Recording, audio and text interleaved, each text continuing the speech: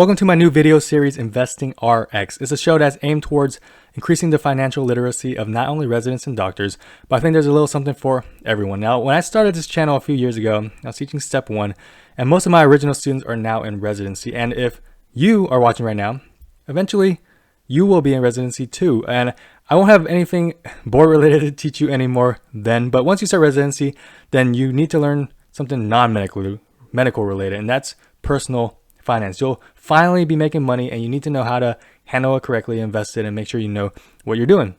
And that's where this show comes in. I want to talk finance in an open and transparent way, how to manage your finance and investments using me as an example. So I'll talk about how much I make, my portfolio, my debt, my trials and tribulations.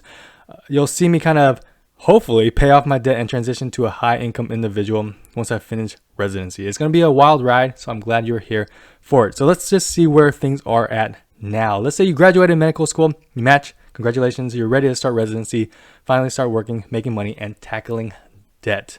Here is my debt. That's quite a bit, almost $400,000, and it's right now at 0% interest, and that's due to COVID. But once COVID's over, then it will jump back to its regular interest rate, which is around 6.5%. Again, that's a lot of debt. It's like a bad mortgage. Now, this is atypical. There's more debt than usual. Most doctors have around a little bit over 200,000, which is still pretty high. Now, how do I plan on tackling this? Well, whether you have 400,000, 200,000, 20,000, zero debt, congratulations. The best thing about the fundamentals of personal finance is that it's the same for 99% of people out there. And I'm going to break it down into some easy, actionable steps. So let's start here. There's a great page on Reddit which outlines the exact steps you should take, and it's called the Prime Directive. Shout out to Star Trek. There's even flow charts if you want to see it visually. So check it out if you're into finance or Reddit or Star Trek, or if you have no friends for another reason. It's all right here. So first step, setting a budget. That's the biggest step you can take, but people always seem to forget it. And I get it. It's depressing, it's limiting, it's restricting. But it's the biggest reason why someone is not managing their finances properly. People don't usually have an income problem. They have a spending problem. That's why you see six-figure lawyers and doctors and athletes go bankrupt. They're living paycheck to paycheck because they can't rein in their spending. They have a massive house. They can't stop buying boats. Meanwhile, you have someone that's making a lot less, but is diligent in their finance and their spending, and they're able to invest and grow. So make your budget, and here's the tool that I use, and I'll link it in the description below. But it's an Excel spreadsheet, and it has a place where you can put in your income and your expenses. So this is my income. Every month I make about $3,400 as a PGY1. And I make about $120 on the YouTubes, and those are my main source of income. Those are my only source of income, really. But the more important part is the expense categories. Now, I want you to be specific. I want you to add a metric F ton of columns. Don't just put utilities. I know that's there, but put water, gas, electric, garbage. Don't just put transportation. Put car gas, car payment, car insurance, car maintenance. Be specific. You need to know exactly where your money is going every single month. Do that for a year, and you'll be surprised just how much money you are using. All right, that is step 0, setting a budget. Step 1 is building an emergency fund. Set aside some money for when things hit the fan. Most Americans don't do this. Well, most Americans don't do step 0 either, setting a budget. So I'm not too surprised. But most Americans can't afford to take a small hit, let alone a large one, as evident by COVID. So set aside a few months of living expenses. Now here's a summary of basically all my investments and my assets. This is my debt, which we talked about. This is my assets, my investment portfolio. This is my cash holding. This is my emergency fund. This is about 4 or 5 months of living expenses in case for some reason something hits the fan and I can't find work. All right, so this is my emergency fund. And that is step 1. Now let's go to step 2, employer sponsored matching funds. What the heck does that mean? Most employers will offer you a retirement plan, often a 401k, and they want you to contribute and invest in your retirement. So they'll incentivize you. Some of them will match whatever you contribute and give you that as basically free money. That's pretty impressive. You don't really find it anywhere else. That's why it's so high on the list. So as soon as you start working, ask your employer if they have a retirement plan and if they match.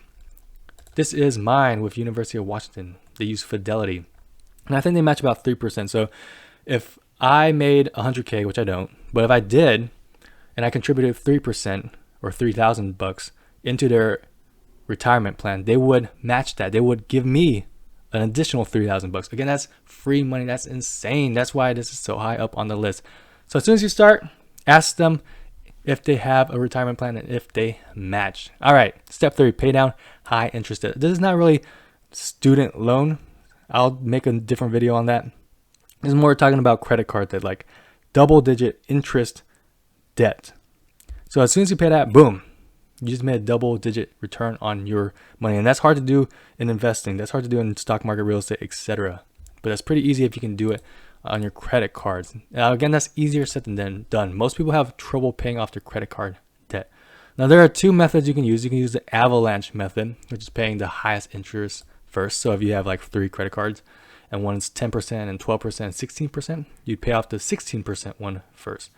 Another method is the snowball method, where you basically aim to pay off the smallest debt first, regardless of the interest rate. And that can be troublesome because you leave the high interest debt to kind of grow and gnaw at you. And the reason why this method is here is because, like I said, some people have difficulty paying off debt. But if you do the snowball method and you pay off a small debt first, then that can be motivating. That can incentivize you to say, wow, I'm actually able to do it.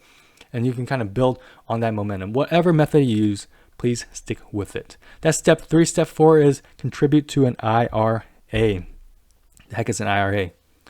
Well, you just got employed. Congratulations.